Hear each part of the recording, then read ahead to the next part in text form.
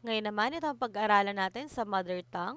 Aralin, kahulugan at tamang baybay ng mga salita. Pangalawa, tula, bugtong, awit o rap. Pangalang, pamilang at pangalang di pamilang. Kahulugan at tamang baybay ng mga salita. Ito ay MTB, MLE.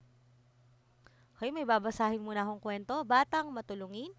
Ito ay kwento ni Ria P. Mateo. Isang hapon, habang naghihintay ng tricycle si Manny, may nakasabay siyang mag-ina na tila nagmamadali makauwi ng bahay. Nagtataka siya kaya't pinagmasdan niya ang mag-ina. Napansin niya na masama ang pakiramdam ng batang babae na halos kaedad niya. Lumipas ang ilang minuto, biglang may humintong tricycle sa harapan ni Manny. Sasakay na sana siya, pero subalit nakita niyang namimilipit na sa sakit ng tiyan ang bata. Dali-dali niyang nilapitan ang mag-ina at sinabi, "Kayo na po muna ang sumakay sa tricycle." Alam niyang mas kailangan ng ng mag-ina na makauwi agad, kaya't pinaunan niyang sumakay ang mga ito. "Maraming salamat sa iyo, napakabuti mong bata." Nakangiting wika ng ina ng bata kay Manny. Masayang naghintay muli si Manny nang dadaan ng tricycle dahil alam niyang nakatulong siya sa kapwa kahit sa maliit na paraan. Ngayon, kunin mo ang iyong notebook, maglagay ka ng 1, 2, 3, 4, piliin mo lang ang letra ng tamang sagot. Alamin natin ang kahulugan o kaya ibig sabihin ng bawat salita. Okay? Number 1, pagkamatulungin. Ano kaya ibig sabihin ng pagkamatulungin? A, laging tumutulong. B, nanghihingi ng tulong. C, hindi tumutulong sa kapwa. Or number 2, letter A, laging tumutulong. B, nanghihingi ng tulong. Or C, hindi tumutulong sa kapwa. A, B, C. Okay, number 2, kabutihan. Ano kaya ibig sabihin ng kabutihan? A, pagiging madamot. B, pagiging masama. C, pagiging mabuti. Number 3, kaligayahan. Ano kaya ibig sabihin ng kaligayahan? A, nakakaramdam ng lungkot. B, nakakaramdam ng saya. Or letter C, nakakaramdam ng inis. Sa pang-apat, paghaplos. Ano kaya ibig sabihin ng haplos? A, paghataw. B, paghagod. C, pagsakit. Okay, pagsakit. Okay? Kung hindi ka pa tapos, ay pindutin mo ang pause button at kung tapos ka na, ay pindutin mo ang play button para malaman mo ang tamang sagot. Number 1, A, laging tumutulong. B, pagiging mabuti. C, B, nakakaramdam ng saya. At 4, paghagod. Maaari nating malaman o matukoy ang kahulugan ng isang salita sa pamamagitan ng paggamit ng mga larawan. Gamit nito sa pangungusap at sa tulong ng kontekstual na gabay, mahalagang malaman natin ang kahulugan ng isang salita upang mas maunawaan o mas maintindihan natin ang binabasa nating pangungusap, talata o kwento. Ngayon, kuhain mo ang iyong notebook, ilagay mo ang tamang spelling o baybay ng bawat larawan. Okay? Number 1, 2, 3, 4, at 5. Okay? Kung hindi ka pa may pagpipilian kayo sa ilalim. Kung hindi ka pa tapos, ay pindutin mo ang pause button. At kung tapos ka na, ay pindutin mo ang play button para malaman mo ang tamang sagot. Number 1, tamang sagot ay mais. Number 2, lapis. Number 3, susi. Number 4, kawali. At 5, suklay. Basahin ang mga hakbang sa pagluluto ng adobo. Isulat sa kwaderno ang tamang baybay ng salita na may salungguhit. Okay, kuhain mo ulit ang iyong notebook. Maglagay ka ng 1, 2, 3, 4, 5. Nakikita mo yung mga naka-underline na mga salita. Mali ang spelling nila, kaya gagawin mo itong tama. Sagot na lang, hindi mo na kailangan kopyahin yan lahat. So, number 1, initin ang kawali at igisa ang sibuyas at bawang. Number 2, igisa ang manok kasabay ng sibuyas at bawang. Number 3, ibuhos ang suka, toyo at tubig. Lagyan ng dahon ng laurel, paminta at pampalasa. Kung may patatas ka, ilagay na rin ito para mapakuluan. Pakuluan ito ng 10 minuto hanggang sa maluto ang manok at patatas. Number 4, ilagay ang asukal at paghaluin ito ng maayos. Number 5, pakuluan ng 5 minuto at tikman pag okay ka na sa lasa nito. Pwede mo nang patayin ang init ng kalan, hanguin ang adobo at ilipat sa lalagyan. Okay, kung hindi ka pa tapos, ay pinutin mo ang pause button at kung tapos ka na, ay pinutin mo ang play button para malaman mo yung tamang spelling. Number 1, kawali. Number 2, manok. Number 3, dahon. Number 4, asukal. At number 5, minuto. Okay? Ngayon naman ay piliin natin ang angkop na kahulugan ng mga salita sa bawat bilang. Sulat lamang ang letra ng ating tamang sagot. Okay, sa notebook mo ilalagay, maglagay ka ng 1, 2, 3, 4, 5. Okay, number 1, pito ang bagay na gumagawa ng tunog kapag hinihipan. A, pito lang na tao ang maaaring pumasok sa bangko. B, huminto ang lahat nang marinig nila ang pito ng gwardya. Number 2, paso, bagay na pinagtataniman ng halaman. A, dinidiligan nila ang mga halaman sa paso. B, namamaga ang paso niya sa kamay. Okay, A or B. Number 3, basa, natapunan ng tubig o inumin. A, nagkamali siya ng basa sa salita. Or B, basa siya ng ulan dahil ulan nang umuwi ng bahay. Number 4, tubo, daluyan ng tubig. Ano kaya to? A, may tubo na ang halaman ng itinanim ni tatay. B, maayos ang daloy ng tubig sa gripo dahil inayos na ang tubo. Number 5, saya, damit na isinusuot ng mga kababaihan sa mga espesyal na okasyon. A, ang saya ng lahat dahil tatapos na ang pandemic.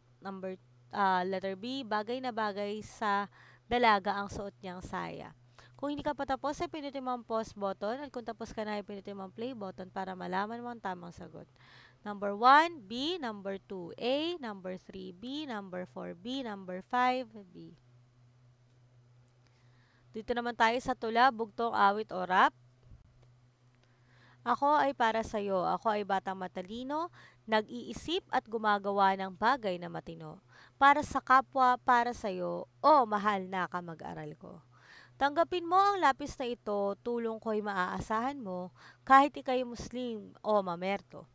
Dapat tandaan, ilagay sa puso mo, pag-ibig sa kapwa ay pagmamahal sa dakilang lumikha at relihiyong totoo. Ito ang dapat matutunan ng batang bibo. Okay? Ito ay isang halimbawa ng tula. Ang tula ay isang anyo ng panitikan na nagpapahayag ng damdamin ng isang tao. Okay? Ngayon, halamin natin ang parte ng tula. Meron tayong tinatawag na saknong. Okay, ano ba tong mga saknong na to? Ang saknong ay ang parte ng tula na tumutukoy sa grupo ng dalawa o higit pang mga linya ng taludtod. Okay, ano naman to? Mga naka-underline. So, yung mga naka-underline, yan ay ang ating taludtod. Ang taludtod naman ay ang parte ng tula o ng saknong na tumutukoy sa isang linya ng mga salita o ng tula. Ang bugtong ay isang pangungusap o tanong na may doble o nakatagong kahulugan na nilulutas bilang isang palaisipan. Halimbawa, tumingin ka sa akin, ang makikita mo'y ikaw din. Ito ay salamin. Hindi pari, hindi hari, nagdadamit ng sari-sari. Ito ay paru-paro. Kay lapit-lapit na sa mata, di mo pa rin makita. Ito ay tenga. Ang kuting na si Pusi. Ako ay isang kuting, pusi kung ako'y tawagin. Nakakatuwa at napakalambing. Sa'yo ay napakalambing. Ang pagmamahal ng dulot ko, nagdadala ng kagalakan sa'yo, dahil kalituhan at kalungkutan ay hindi ko nararamdaman. Pagkasabik at kagalakan sa puso ko ay nananahan, sa tuwing ako'y nakakakilala ng bagong mga kasama. Okay, sagutin natin itong mga tanong. Number 1, tungkol saan ang tula? Tama, ito ay tungkol sa pusang si Pusi. Number 2, paano mo mailalarawan ang kuting sa ayon sa tula? Magaling, siya ay masayahin. Number 3, masayahin ba ang kuting? Opo. Okay, number 4, aling sakno nagsasaad na siya ay palakaibigan? Sa ito ay nasa number 3.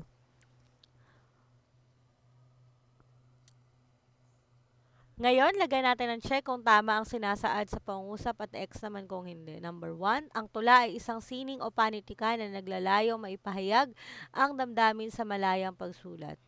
Number 2, tamang pagbasa ng tula ay may wastong bilis, tono at damdamin. Number 3, bawat tula ay walang kahulugan. Number 4, ang tubig ay binubuo ng saknong. Ang tula ay binubuo ng saknong. Number 5, ang saknong ay binubuo ng taludtod. Okay, kung hindi ka pa tapos, ay pinutin mo ang pause button. At kung tapos ka na, ay pinutin mo ang play button para malaman mo yung tamang sagot. Number 1, check. Number 2, check. Number 3, X. Number 4, check. Number 5, check.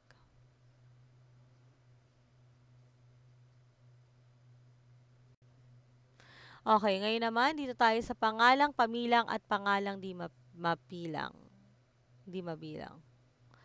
Okay, ngayon nakikita mo yung mga gamit sa loob ng kahon. Ang gagawin mo ay hahanap ka lang ng 4 na nabibilang, pwede nating bilangin, at di nabibilang.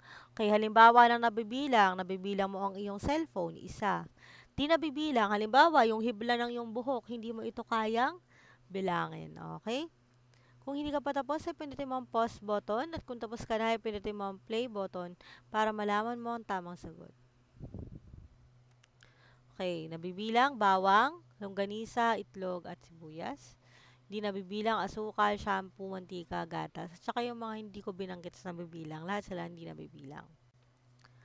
Ang pangalang pamilang o countdowns ay may pangalang nabibilang ng isa-isa. Ilan sa mga halimbawa nito ay bag, lapis, baso at plato. Samantalang ang pangalang di pamilang o mass nouns ay mga pangalang di nabibilang ng isa-isa, katulad na lang ng bigas, paminta, juice, gatas at tubig. Tandaan, pamilang, nabibilang, kayang bilangin. Di nabibilang, ito ay hindi kayang bilangin. Okay, ngayon naman, gawin natin ang gawain sa pagkatuto bilang 2. Lagyan ng double P kung ito ay pangalang pamilang at DP kung ito ay hindi pamilang. Sagutan ito sa iyong module o kaya kung wala kang module, maglagay ka ng 1 to 18. Hindi mo na kailangan kopyahin yung lahat, 1 to 18 lang, tapos lagay lang ang double P kung ito ay pangalang pamilang at DP kung hindi. Okay, mag-check na tayo. Number 1, ito ay DP. Number 2, double P. Number 3, DP.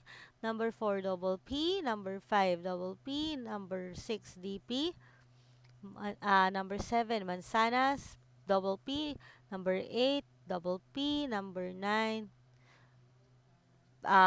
double P. Number 10, double P. Number 11, DP. Number 12, DP. Number 14, dalawang P. Number 14, DP. Number 15, DP. Number 16, DP. Number 17, DP. At number 18, double P.